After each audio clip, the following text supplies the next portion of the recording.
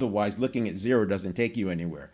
But you have your analyticals over here. You have the people who would gravitate towards doing more data gathering. They're going to be more precise with their language. They're looking at facts and figures as opposed to, pulling something off off the top of their head. And then the director, very obviously, is going to be decisive. That's the direct part. They're also results oriented. They tend to be competitive. So let's start listing some of these: analytical, detail oriented, systematic, and precise. Now this, you can see why, an engineer would fit in here, an accountant.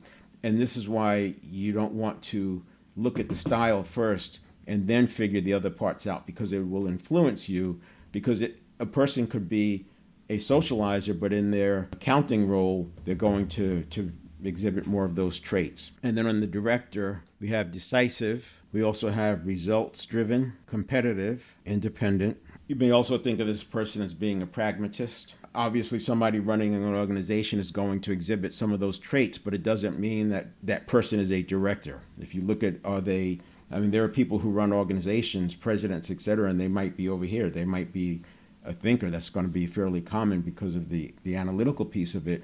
But when they're out in front managing or leading the organization, they're going to probably look more like a director. The socializer is going to be more like expressive. You're going to always know where they stand. Enthusiastic, persuasive, spontaneous, energetic. And I'm putting these words down here to give you a picture, give you a sense. But you can see this is going to start to sound like a salesperson. And then we have the relator, is empathetic, supportive, loyal, patient, and a good picture to think of is like a den mother. Organizing things, team builder, focusing on the team. Any of these could be team builder, obviously, but this one is going to be looking for how do we pull everybody together. Let's all get along. Let's find something that everybody likes doing. So you get the idea. So the purpose of this is not for you to understand what these styles are. The purpose of me providing this in the framework of dynamic leadership is to, one, show that people do have preferences. And you can go your entire life without knowing this and do just fine. But what we want to do when it comes to leading is understand people's preferences. Now, the director has more in common with the thinker and the socializer than they do with the relator.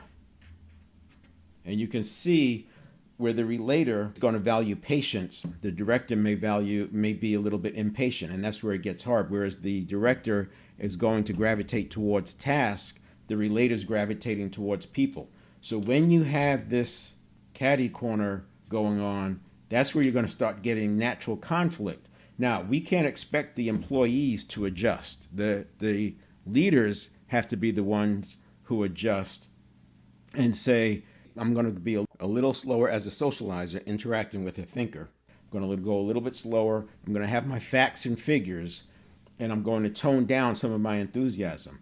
And vice versa with the thinker, they may need to speed up and not be so, I'm going to use the word anal, but I shouldn't say it that way, but that's what people might call somebody who goes deep down that thinker path. They start getting so detailed. You can see how the salespeople kind of bounce out of it. And then the same with the director and the relator, which I already talked about. So this is important to understand that catty corner is where the difficulty is.